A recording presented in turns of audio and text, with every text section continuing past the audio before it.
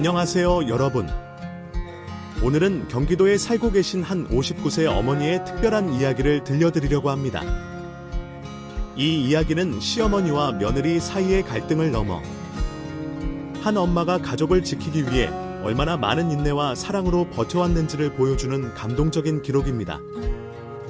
여러분의 마음에 잔잔한 울림과 따뜻한 위로가 전해지길 바라며 함께 들어주세요. 안녕하세요. 저는 경기도에서 반찬 가게를 운영하고 있는 59살이 된 김영자입니다. 내년이면 제가 벌써 60이 되네요. 시간이 정말 쏜 화살처럼 빠르게 느껴집니다. 제 마음은 여전히 꽃다운 청춘인데 말이에요. 저만 이렇게 느끼는 건 아니겠죠. 이 나이까지 살면서 이런저런 일만이 겪었지만 둘째 아들 며느리 덕분에 새삼 이런 사람도 있구나 하는 어처구니없는 경험을 했었는데요. 그 이야기를 여러분께 들려드리고 싶어서 사연을 보냅니다. 저는 슬아의 아들 둘을 두고 있습니다. 큰아들 민수는 지방에서 중학교 교사로 일하며 마찬가지로 교사인 며느리 지은이와 딸을 낳고 잘 살고 있습니다. 둘째 준호는 어릴 때부터 몸이 약해서 제가 신경을 많이 썼어요. 어릴 때 운동장에서 조회를 서 있다가도 걸핏하면 쓰러져서 걱정이 많았습니다. 그래서 남편 동호와 함께 아들을 데리고 한의사를 찾아가 몸에 좋다는 약도 먹이고 저는 맛있는 음식도 많이 해줬어요.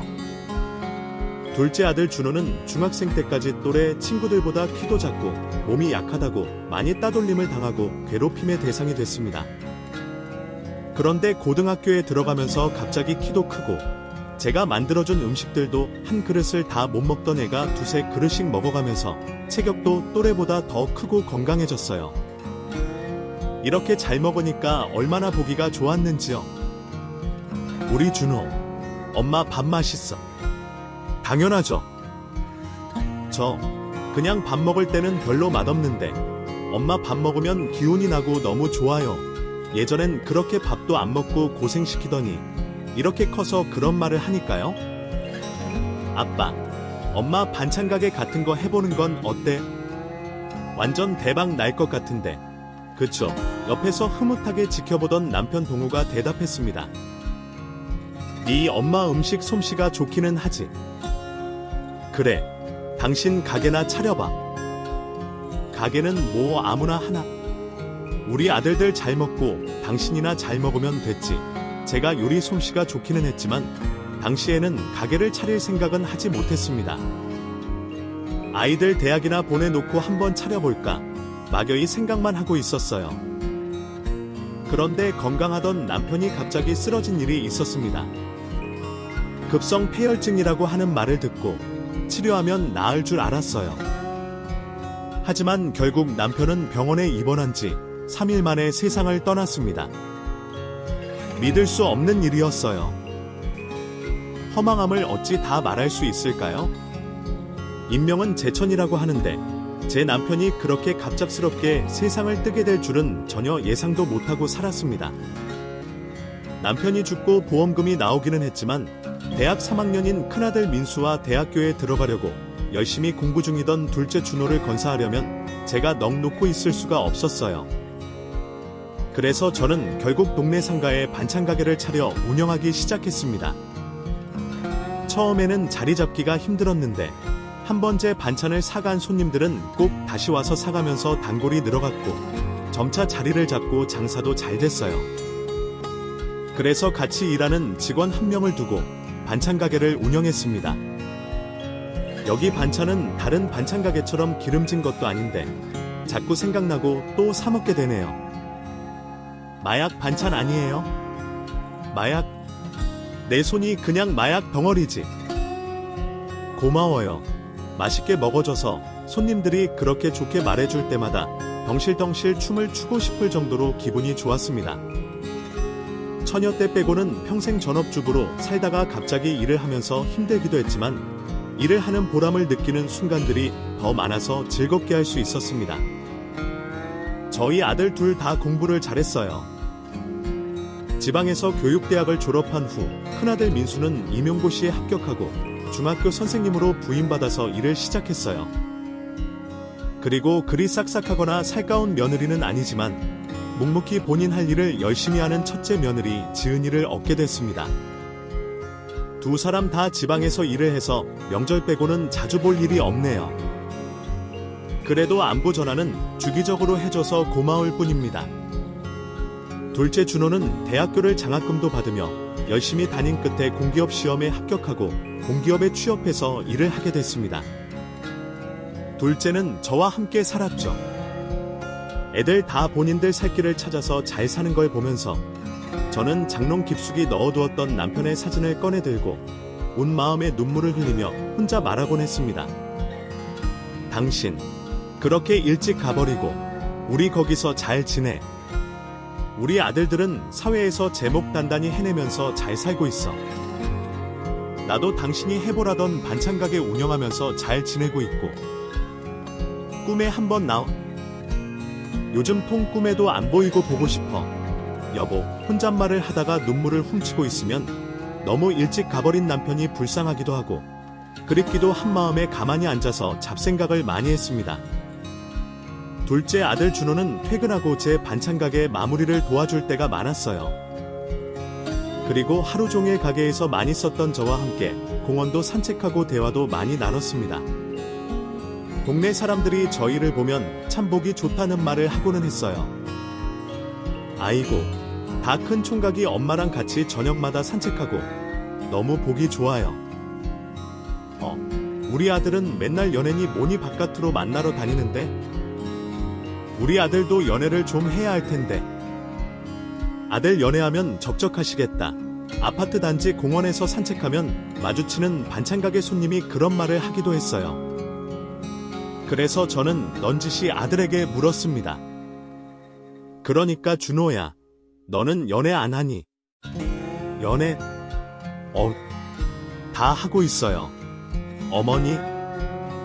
어머, 정말 어떤 애인데? 엄마도 좀 보여줘. 연애 시간에 엄마랑 이러고 있는 거 아니에요. 엄마. 괜찮아. 아직은 그렇게 가까운 사이는 아니고 알아가고 있는 중이에요.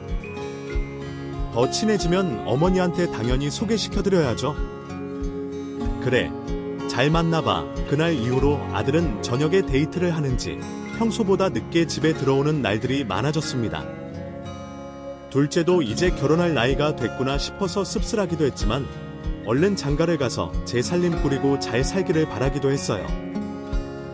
그렇게 1년이 지났는데도 저에게 보여줄 생각을 하지 않아서 참다 못해 제가 먼저 물어봤습니다. 역시 엄마 밥이 최고라니까. 보약이에요. 보약. 엄마 밥만 먹으면 힘이 난다니까요. 우리 준호, 매일 엄마 밥 먹는 거 지겹지 않아? 결혼해서 아내가 해주는 밥도 먹어야지. 저 결혼해도 엄마 밥 먹고 싶을 것 같은데. 엄마 궁금하시죠? 제 여자친구 잘 만나고 있어요. 근데 그 친구가 좀 바빠서 제가 조만간 집에 데리고 올게요.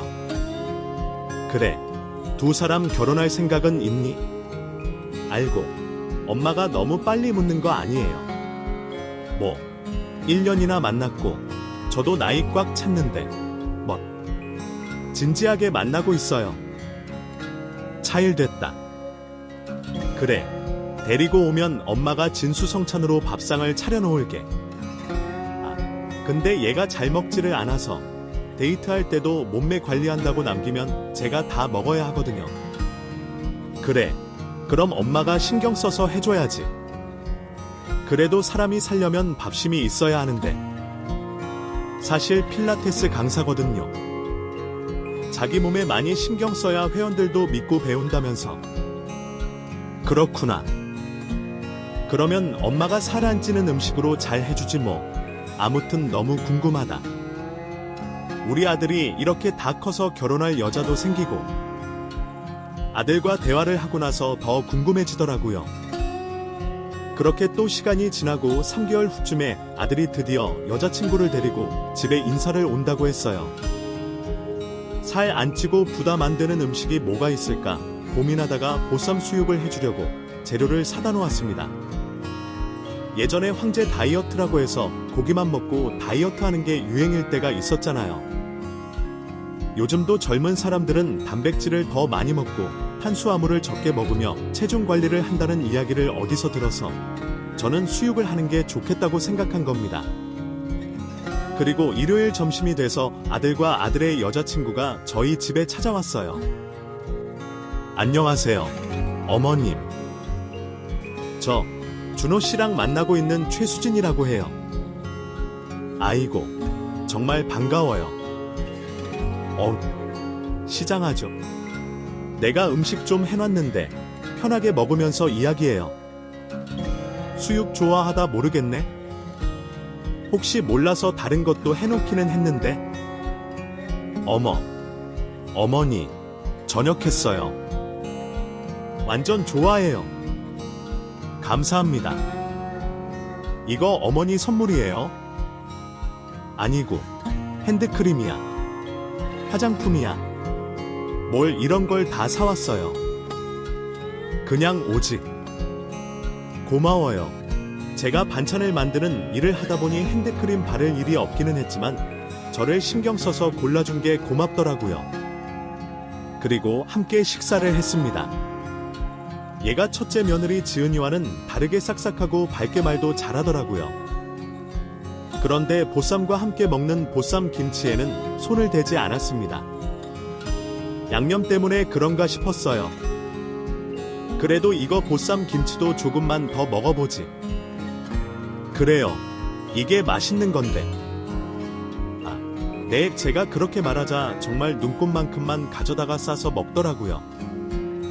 아들 말대로 체중 관리에 신경을 많이 쓰는가 보다 싶었어요. 그런데 엄마들 마음이 그렇듯이 애가 너무 말라서 저는 걱정이 되더라고요. 그렇게 몸매 관리 많이 해야 되는 거예요. 지금도 너무 마른 것 같은데. 툭 치면 부러지게 생겼어. 아니에요, 어머니. 저희 엄마도 잘 먹으라고 걱정하시는데 제가 하는 일도 그렇고 관리를 좀 해야 해서요. 근데 이거 보쌈 정말 맛있어요. 제가 먹어본 것 중에 최고예요. 맛있다고 하니까 기분이 좋았어요. 많이 먹어. 아니구나. 많이 먹으면 안 되는구나. 근데 이거 수육이라서 살 안 쪄. 오밥은 조금만 먹으면 되니까. 맞아요. 감사합니다. 말을 예쁘게 잘한다고 생각했어요.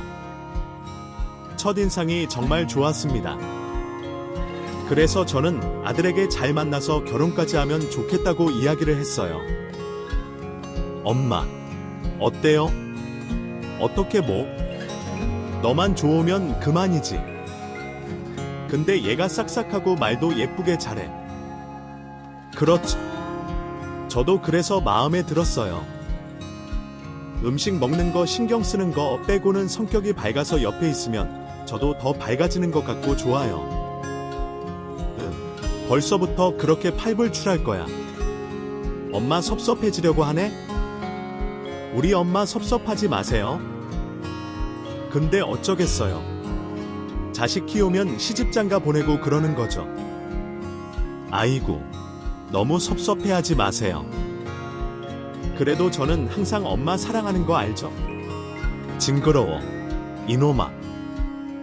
그렇게 저희 집에 인사를 다녀간 지 반년 만에 두 사람은 결혼을 하게 됐습니다. 집 사는데 제가 많이 보태줬는데 집값이 워낙 비싸서 아들이 대출을 조금 받아 신혼집을 마련했어요. 그래도 월세나 전세가 아니라서 다행이라고 생각했습니다. 아들이 장가가고 텅 빈 집에 혼자 들어가면 쓸쓸한 기분이 드는 건 어쩔 수가 없더라고요. 아들 집이 저희 집에서 차로 30분 거리라 그렇게 가까운 편은 아니었지만 며느리 수진이가 하는 필라테스 학원은 저희 집과 10분 거리로 가까웠어요. 아들이 결혼하고 나서 한 달이 지났을 무렵에 저에게 전화를 한 적이 있습니다. 여보세요, 엄마. 잘 지내고 계시죠? 요즘 제가 일 때문에 좀 정신없었어요. 엄마 보고 싶어요. 엄마도 보고 싶어. 수진이랑 다 잘 지내고 있지? 뭐, 잘 지내고 있어요. 근데 저거 엄마 밥이 너무 먹고 싶어요. 뭐? 외식이나 수진이랑 같이 먹고 살아. 수진이는 워낙 잘 안 먹고 저 혼자 먹으면 그냥 대충 먹게 돼서. 그래, 그럼 수진이한테 퇴근길에 우리 반찬 가게 와서 반찬 좀 싸가라고 해야겠네. 네가 가야 되는데 수진이 일하는 곳이 여기랑 가깝지 않아. 와서 가져가라고 해. 너 또 출근하고 그러려면 바쁠 텐데. 엄마, 제가 다음 주말에는 집으로 갈게요. 오늘만 수진이한테 부탁해야겠어요. 그래, 뭘 감사해. 잘 먹고 다니고. 그리고 그날 저녁에 며느리 수진이가 제 반찬 가게에 왔습니다. 오랜만에 보니까 반갑더라고요. 수진이, 왔어. 조금만 여기 앉아서 기다려. 내가 금방 반찬 싸줄게. 잘 지냈? 네, 잘 지냈어요. 어머니도 잘 지내고 계시죠? 여기가 가까운데 자주 못 와서 죄송해요. 뭐가 죄송해? 일하면 피곤하고 힘들 텐데. 나도 일하는 사람이라 잘 알지. 죄송할 거 없어. 우리 어머니는 참 멋지시다니까. 제 친구 시어머니들은 연락 안 한다 뭐라고 하고 사사건건 간섭한다고 하던데 우리 어머니는 참 달라서 좋아요. 그러니까요. 저는 나들이 좋아하는 메추리 아들 소고기 장조림, 마늘 장아찌, 멸치볶음, 파김치 등등을 싸서 며느리에게 줬습니다. 너는 먹고 싶은 반찬 없니? 저는 괜찮아요. 관리하느라 그러는구나. 다음에는 너 먹을 것도 만들어 놓을게. 양배추쌈 같은 거 먹으면 좋지 않니? 정말요? 감사해요. 어머니, 뭘 이렇게 많이 싸주셨어요. 준호 씨 배 터지겠네. 어찌나 엄마 음식을 그립다고 하는지. 얘가 어릴 때 입이 짧아서 뭘 못 먹었는데 고등학교 되고 나서야 내가 해준 음식들을 잘 먹기 시작하더니 그렇게 키도 크고. 짠! 저도 들었어요. 감사해요. 어머니. 제가 좀 도와드리고 가야 되는데 정리하고 가야 할 일이 있어서 먼저 들어가 볼게요. 다음에 또 올게요. 그래, 조심히 가고. 너 먹고 싶은 거 있으면 말만 해. 어머니를 잠깐 봤지만 오랜만에 봐서 무척 반가웠습니다. 그런데 어찌된 일인지 아들에게서 전화가 없더라고요. 며느리가 가져다준 반찬 맛있게 먹었다고 연락을 할 아이인데 연락이 없는 걸 보니 피곤해서 먹고 바로 잔 건가 보다 싶었어요. 그때는 별 생각이 없었습니다. 그리고 아들이 말했던 대로 그 주 주말에 아들이 혼자 저희 집에 찾아왔어요. 엄마, 왔어요. 오랜만에 본 아들이 부쩍 수척해져 있어서 놀랐습니다. 그래, 왔어. 수진이는 오늘 뭐 또 일이 생겼다고 일러 갔어요. 그랬구나. 점심 안 먹었지? 엄마가 금방 차려줄게.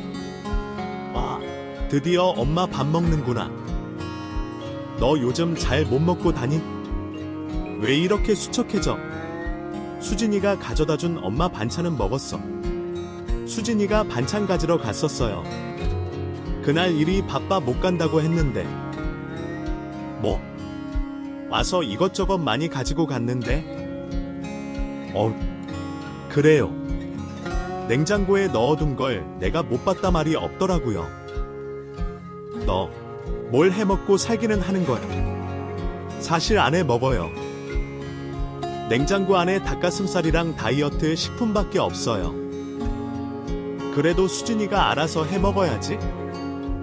수진이는 그렇다 치고 저도 퇴근하면 피곤해서 배달음식 먹거나 그냥 대충 때워요. 배달음식도 수진이가 싫어해서 냄새난다고. 어머, 그래. 그 일을 하느라고 애가 먹지도 못하고 고생이네. 집만 가까우면 우리 집 와서 저녁 먹고 가라고 하고 싶은데 그것도 여의치가 않을 테고. 괜찮아요. 제가 괜한 말했네. 아, 준호보다 얼른 밥 주세요. 저는 아들에게 오랜만에 밥을 차려줬고 아들은 게 눈 감추듯 순식간에 먹어치웠습니다. 그리고 제가 분명히 며느리한테 반찬을 보냈는데 왜 못 먹었다는 건지 속으로 궁금했어요.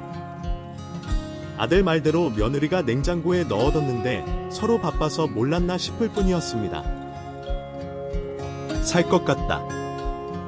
역시 엄마 밥이 보약이라니까요. 그리고 장가 가서도 엄마 밥만 찾으면 어쩌니. 30년 넘게 엄마 밥 먹고 살았는데 어쩔 수 없죠. 잘 먹었습니다. 엄마, 저희 집에도 놀러 오세요. 말 나온 김에 오늘 갈까? 그래도 되나? 수진이가 놀라는 거 아니야. 수진이도 엄마 좋아하는데요. 뭐, 같이 가세요. 가는 길에 커피랑 디저트 사서. 그럴까? 아들 신혼집에는 부동산에서 집 보러 갈 때 간 것 빼고는 없어서 저도 궁금했습니다. 그래서 아들과 함께 처음으로 아들 집에 가게 됐어요. 가는 길에 저는 집들이 선물로 관리하기 어렵지 않은 멋진 화분을 사서 갔습니다. 집에 도착했는데 회화할 정도로 깔끔하게 정리되어 있더라고요. 가구도 하얀색 위주로 해놔서 더 그렇게 보였을지도 모르겠지만요. 깔끔하게 잘 해놓고 사네. 수진이가 더러운 걸 싫어해서 저도 요즘 청소 신경 많이 쓰고 살아요. 그래, 깔끔하게 해놓고 살면 좋지 뭐. 어머니, 앉아 계세요. 제가 과일 깎아다가 드릴게요. 네가 무슨 과일을 깎아? 어디, 냉장고 구경이나 할까? 저는 아들과 함께 부엌으로 갔어요. 그리고 며느리가 가져간 반찬이 냉장고에 들어 있을 거라는 생각을 하고 냉장고를 열었는데 깜짝 놀랐습니다. 정말 생수랑 닭가슴살과 야채 빼고는 먹을거리가 하나도 없더라고요. 냉장고가 왜 이렇게 텅텅 비어? 내가 해준 반찬은 왜 없지? 이상한 의심이 들어서 아들에게 아무 말도 안 했었는데 정말 가지러 갔었나? 내가 수진이 좋아하는 반찬도 나중에 해주겠다고 말했는데 내가 설마 벌써 정신이 오락가락하고 있니? 그럴 나이는 아닌데. 그리고 아들과 함께 과일을 깎아서 먹고 사간 디저트와 커피도 마시며 오랜만에 도란도란 이야기를 나눴습니다. 아들이 화장실에 간 사이에 과일 껍데기를 버리려고 여기저기를 둘러보다가 뒷베란다에 쓰레기 봉투가 놓여 있기에 저는 과일 껍데기와 과자 껍데기를 들고 베란다로 가서 봉투를 열었습니다. 그리고 봉투 안을 보고 제 눈을 의심했습니다. 그 안에 제가 며느리에게 줬던 반찬들이 그대로 들어 있었거든요. 너무 황당하고 허탈해서 가슴이 철렁 내려앉았습니다. 애교까지 부리며 가져간 반찬을 이렇게 쓰레기통에 버리다니 믿을 수가 없었어요. 한참을 멍하니 서 있는데 화장실에서 나온 아들이 제 옆에 다가와서 엄마, 뭘 그렇게 멍하니 보고 계세요? 라고 물었습니다. 이게 뭐야? 어머, 반찬 아니에요. 이게 왜 여기 들어가 있지? 저도 모르겠어요. 수진이가 설마 얘가 반찬 가져가더니 그대로 쓰레기통에 버린 거에. 그래, 넣었어요. 어머, 죄송해요. 수진이가 왜 그랬을까? 도무지 이해가 안 가네. 그러게요. 제가 물어볼게요. 아들도 황당한 기색이었어요. 눈앞에 버려진 제 반찬들을 보고 이걸 어떻게 받아들여야 할지 저도 너무 당황스러웠습니다. 그리고 아들이 며느리에게 전화를 걸었어요. 여보, 어디야? 지금 엄마 우리 집에 와 계셔. 뭐? 갑자기 웬? 뒷베란다에 절대 가지 마. 가지 말라면 가지 마. 어머니 언제 가신대? 너 오면 보여주려고 하는데 언제 오는데? 오늘 일 좀 더 하고 가야 돼. 나중에 오시라고 해. 그래, 알았어. 근데, 수진아, 나 바빠. 끊어. 이따 봐, 통화 소리가 다 들리더라고요. 늦게 온다고 하니까 아들이 저를 집에 데려다 줬습니다. 엄마, 속상하시죠? 저도 이해가 안 가네요. 뭐, 이유가 있었겠지. 수진이랑 잘 이야기해봐라. 싸우지 말고. 네, 제가 잘 이야기해볼게요. 들어가세요. 또 올게요. 그래, 조심히 가고. 말은 그렇게 했지만 저한테 무슨 악한 심정이 있는 것도 아니고 멀쩡한 반찬을 왜 쓰레기통에 버렸을까 하는 궁금증만 제 머릿속에 맴돌았습니다. 밤에 잠도 오지 않고 그 생각만 했어요. 그리고 점점 화가 나서 머리가 뜨거워지더라고요. 내 앞에서도 반찬을 버리나 궁금해서 저는 며느리에게 밥을 한번 해줘야겠다는 결론을 내렸습니다. 그리고 그날만을 벼르고 기다렸어요. 며느리에게 전화를 걸어서 아들과 함께 집에 와서 밥을 먹고 가라고 이야기했어요. 바쁘니? 아니요, 어머니. 지금은 안 바빠요. 전에 가지고 간 반찬은 잘 먹었니? 아, 네. 잘 먹었죠. 준호 씨가 어찌나 어머니 반찬을 좋아하던지. 저는 입에도 못 댔어요.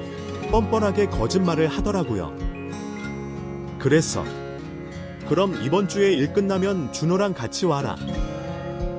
내가 저녁 차려줄게. 어머니, 힘드신데 안 그래도 돼요. 힘들게 뭐가 힘드니? 내가 늘 하는 일인데. 준호 때문에 너는 입에도 못 댔으니까 내가 이번에는 맛있는 거 많이 차려놓을게. 와서 먹어. 너 뭐 좋아하니? 저는 뭐 어머니가 해주시면 다 좋아요. 근데 제가 아시다시피 관리. 그래. 그럼 내가 다이어트 식단으로 너 것은 따로 준비할 테니까 걱정 말고 와라. 언제 올래? 그럼 내일 모레쯤 갈게요. 그래. 그때 보자. 저는 자존심뿐만 아니라 인격까지 당한 기분을 느끼고 있었어요. 쓰레기통에 버려진 제 반찬들이 머릿속에서 떠나지 않았습니다. 본인이 안 먹으면 제 아들 먹으라고 줘도 될 것을 왜 그렇게 버린 건지 이해하려고 해도 이해할 수가 없었어요. 그리고 아들과 며느리가 오기로 한 날, 저는 일찍 가게 문을 닫고 집으로 가서 요리를 시작했습니다. 그놈의 살 타령하는 며느리에게 줄 양배추쌈과 결혼 전에 잘 먹었던 수육, 보쌈을 더 해놓고 아들에게 줄 갈비찜과 반찬들을 준비해뒀어요. 그리고 저녁이 되자 아들과 며느리가 제 집에 도착했습니다. 어머니, 저희 왔어요. 그래, 왔니? 오늘 바빠서 고생 많았어. 밥 안 먹었지? 배고프게 와서 밥 먹어. 내가 다 차려놨어. 아, 어머니, 벌써 차려놓으셨어요. 저희가 와서 도와드려야 했는데. 넌 음식 해먹지도 않는데 요리할 줄이나 아니? 그래도 옆에서 심부름이라도 하고. 괜찮아. 와서 밥 먹자. 저는 며느리의 입에 발린 말들이 그때부터는 고지곳대로 들리지 않았어요. 손을 씻고 나온 며느리와 아들은 식탁 위에 차려진 밥상을 보고 깜짝 놀랐습니다. 엄마, 뭘 이렇게 많이 하셨어요? 오늘 무슨 날이에요? 너희 둘이 식성이 다르니까 내가 골고루 준비했어. 어머니, 정말 대단하시다. 대단하긴. 서 있지 말고 이제 앉아서 밥 먹자. 그리고 다 같이 앉아서 식사를 했습니다. 아들은 열심히 먹고 있는데 며느리는 깨작깨작 제대로 먹지도 않더라고요. 저는 날 잡은 김에 하고 싶은 말을 다 하려고 했어요. 수진이, 너는 근데 얘가 어쩜 더 마른 것 같니? 운동하는 일인데 그래도 잘 먹고 기운 내야지. 자꾸 그렇게 마르면 건강에도 안 좋은 거 아니니? 근데 제가 말랐어요. 저는 잘 모르겠는데 너무 말랐어. 몇 킬로야? 42킬로. 별로 안 말랐어요. 뭐 42킬로 그러니 뼈만 보이지. 너 키도 크잖아. 팍팍 좀 먹어. 저거 양배추쌈이랑 내가 좋아하는 수육이라 좀 먹어. 네, 잘 먹고 있어요. 뭐 시원찮게 먹는구나. 젓가락 줘봐. 저는 며느리 젓가락을 빼앗아 들고 수육에 김치를 싸서 며느리에게 들이밀었습니다. 그랬더니 인상을 팍 쓰면서 벼락같이 소리를 지르더라고요. 아, 됐어요. 그냥 제가 먹을게요. 밥을 잘 먹고 있던 아들도 깜짝 놀라서 며느리를 쳐다봤습니다.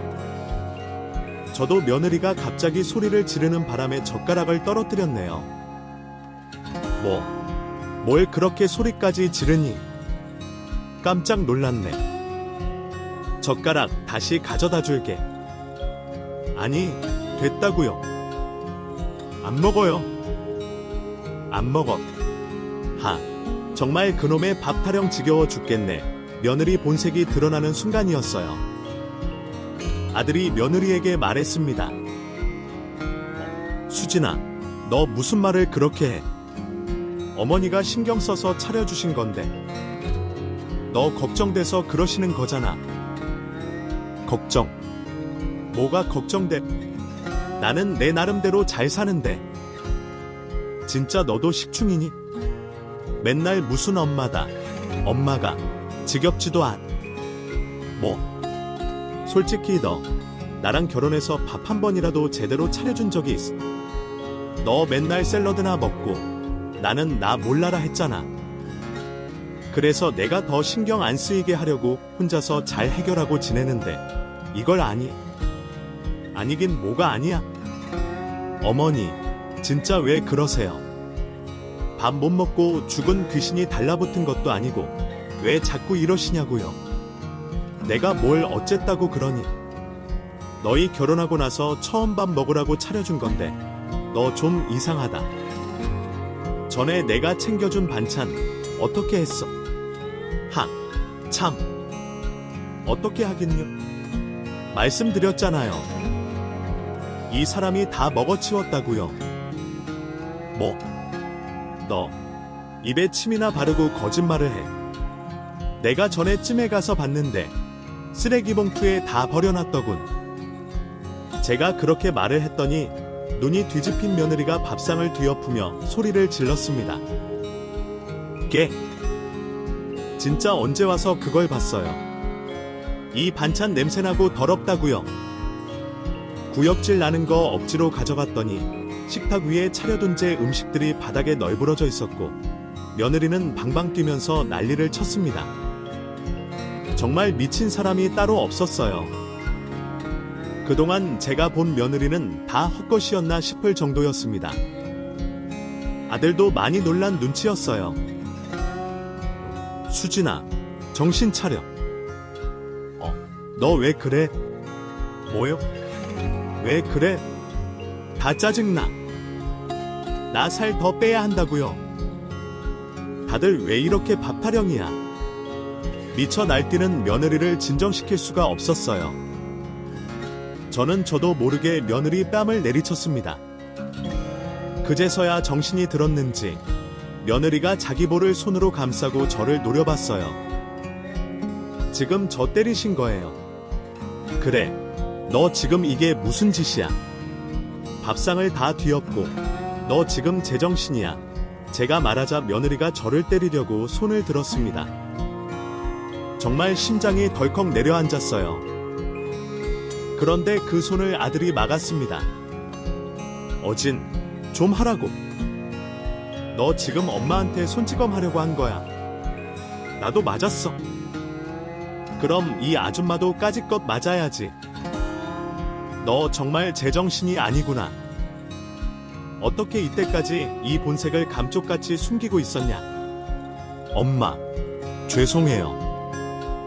저는 화가 나기도 했고 며느리에게 억지로라도 음식을 먹여야겠다는 오기가 생겼습니다.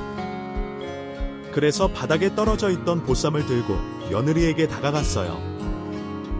나도 못 참겠다, 이년아. 너만 성질이 있는 줄 알아? 냉큼 이거 먹어. 음식 귀한 줄 모르고 이게 어디서. 그리고 억지로 며느리 입에 보쌈을 넣으려고 했습니다. 그랬더니 결국 며느리는 제 팔을 내리치고 제 어깨를 밀쳐서 저는 그대로 뒤로 나자빠져 머리를 냉장고에 부딪히고 잠시 정신을 잃었습니다. 몇 분이 흘렀는지 몇 초가 흘렀는지 모르겠는데 눈을 뜨니 아들이 저를 걱정하며 핸드폰으로 119에 전화를 걸고 있었어요. 준호야, 엄마 괜찮아. 119에 전화하지 마. 어머, 괜찮아요. 수진이는 어디 갔니? 어머니, 저 여기 있어요. 정신 드세요. 죄송해요. 제가 미쳐서 며느리는 제 앞에 와서 납작 엎드려 빌고 있었습니다. 며느리의 이중인격과 분노조절 장애를 목격한 뒤라 너무 소름이 끼쳤습니다. 난장판이 된 집과 미친 며느리를 보고 있자니 저까지 돌아버릴 것 같았습니다. 됐어. 너희 이제 가라. 엄마, 그래도 병원 가셔야 할 것 같은데. 머리 좀 봐봐요. 여기 혼났어요. 안 되겠어요. 제가 데리고 병원 가세요. 어머니, 그렇게 하세요. 정말 죄송해요. 너 이러는 거 끔찍하고 소름 끼친다. 아까까지만 해도 날 죽일 듯이 굴더니 이제 와서 왜 이래? 제 머리를 한참 살피던 제 아들이 며느리에게 말했습니다. 수진아, 나 너 이런 여잔 줄 몰랐어. 너야말로 정신과에 좀 가야 할 것 같다. 나 너랑 못 살겠어. 이혼하자. 뭐? 이혼? 미쳤어. 내가 뭘 어쨌다고. 또 본색 나오려고 하네? 아니, 내가 뭘 어쨌다고. 그냥 먹기 싫다고 한 것뿐이잖아. 안 되겠다. 가자. 어머니. 병원 꼭 가세요. 이거 제가 치우고 가야 되는데. 죄송해요. 가라. 전원이 힘이 다 빠져서 그렇게 말했고 아들과 난리를 치는 며느리는 제 집 밖으로 나갔습니다. 저는 정신이 아득하고 멍해져서 난장판이 된 집을 바라만 보고 있었어요. 쓰나미가 온 집안에 휩쓸고 지나간 느낌이었습니다. 저는 겨우 기운을 차리고 며느리가 뒤엎은 밥상과 바닥을 정리했어요. 정리를 하는데 왠지 모르게 눈물이 흐르더라고요. 내가 뭘 그리 잘못해서 며느리한테 그런 꼴을 당해야 하는 건가? 어이도 없었습니다. 바닥에 버려진 아까운 음식들을 제 손으로 치우면서 허망하고 가슴이 뻥 뚫린 기분이었어요. 겨우겨우 힘을 내서 정리를 다하고 힘이 없어서 침대에 누워 있었습니다. 그리고 밤이 됐는데 며느리에게서 전화가 왔어요. 받기 싫었지만 안 받으니까 계속 전화를 해서 결국 전화를 받았습니다. 어머니, 아까는 제가 정말 죄송해요. 제가 미쳐서 어머니한테 손찌검을 하고 그 난장판을 만들고 정말 죄송해요. 나 지금 너랑 이야기할 힘이 없다. 그리고 앞으로 너 보고 싶지 않으니까 둘이 그냥 잘 살아가. 어머니, 준호 씨가 저랑 지금 이혼하자고 난리예요. 한 번만 용서해주세요. 준호 씨 좀 말려주세요. 내가 어떻게 너희 둘이 알아서 해결해라. 어머니, 이러실 거예요. 애초에 원인 제공자는 어머니잖아요. 또 소리를 지르는 며느리의 목소리에 깜짝 놀라서 전화기를 손에서 놓칠 정도였어요. 다시 전화기를 귀에 대자 며느리는 고래고래 소리를 지르고 있었습니다. 저도 참지 못하고 안에 있던 말을 다 내뱉었어요. 너, 그때 그 반찬은 왜 쓰레기통에 버렸니? 먹기 싫으니까? 꼴도 보기 싫으니까? 나는 못 먹는데 그 인간 먹는 꼴을 보고 싶겠어.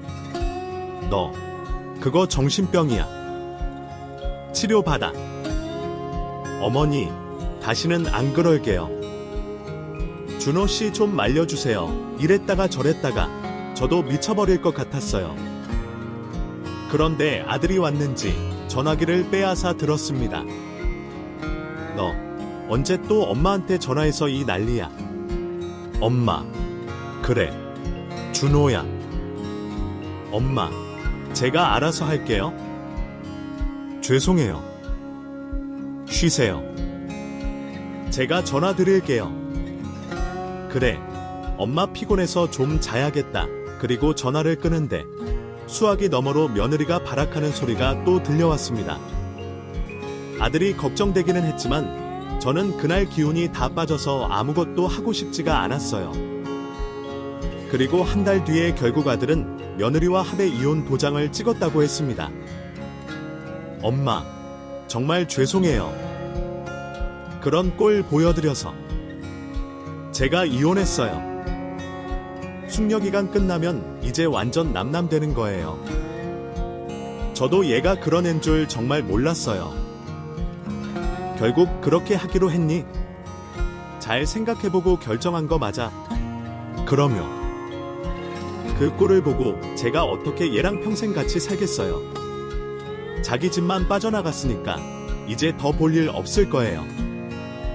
그래, 내 결정이 그렇다면 엄마가 뭐라 할 말은 없네. 잘했어. 아들도 고심 끝에 이혼을 한 것이라 생각해서 저는 별다른 말을 해줄 수가 없었습니다. 그런데 이혼하고 숙려기간에 며느리가 제 반찬 가게를 찾아온 적이 있어요. 얘가 더 말라 비틀어져 있더라고요. 어머니, 저예요. 여긴 웬일이냐? 어머니, 지금 저희 완전히 이혼한 건 아니거든요. 숙려기간이에요. 아시죠? 어머니가 준호 씨한테 잘 좀 말씀해 주세요. 저 이혼하기 싫어요. 너희들이 차에서 결정한 일 아니냐? 나는 관여하고 싶지 않아. 알아서들 해라.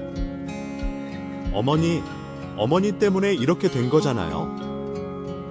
책임지셔야죠. 또 난리법석을 피우려고 하더라고요. 얼굴을 들이밀며 다가오는데 저는 김치 양념하던 손으로 전 며느리 얼굴을 밀었습니다. 얘가 뭐야? 더럽다. 나는 준호가 너랑 안 살게 돼서 다행이다. 얼른 꺼져, 이년아. 제가 호통을 치자 주변 사람들도 다 쳐다봤습니다. 그걸 인식한 전 며느리는 창피한 건 아는지 그 길로 주저앉았어요. 첫인상은 그렇게 좋았던 아이인데 사람이 첫인상만 봐서는 그 속내를 다 알 수 없더라고요. 지금은 몇 년이 지난 일이지만 그때 그 애의 눈빛과 행패를 부리던 모습을 떠올리면 아직도 심장이 내려앉는 기분입니다. 제 둘째 아들 준호는 숙려기간도 마치고 결국 전 며느리와 완전히 남남이 됐습니다. 그 이후로 아들은 저희 집에 자주 와서 저를 위로해주곤 했어요. 저도 아들을 위로해줬습니다. 그리고 지금은 아들이 새로운 여자친구를 진지하게 만나고 있다고 했어요. 전과 같은 실수를 하지 않기 위해서 오래 만나보고 결혼을 할지 말지 결정할 거라고 하더라고요. 어미 된 마음으로는 아들이 좋은 여자를 새로 만나서 잘 살기만을 바랄 뿐입니다. 그 미친 전 며느리가 어떻게 지내고 있는지는 모르겠지만 제발 정신 차리고 건강 생각하면서 잘 살기를 바랄 뿐이에요. 제 사연 끝까지 들어주셔서 감사합니다. 여러분도 건강하시고 행복하세요. 오늘 이야기 끝까지 들어주셔서 정말 감사합니다. 이 이야기가 여러분 마음에 작은 위로가 되었길 바랍니다. 좋으셨다면 좋아요와 공유로 따뜻한 마음을 함께 나눠주세요. 다음 이야기에서 또 뵐게요. 모두 평안하시고 건강하세요.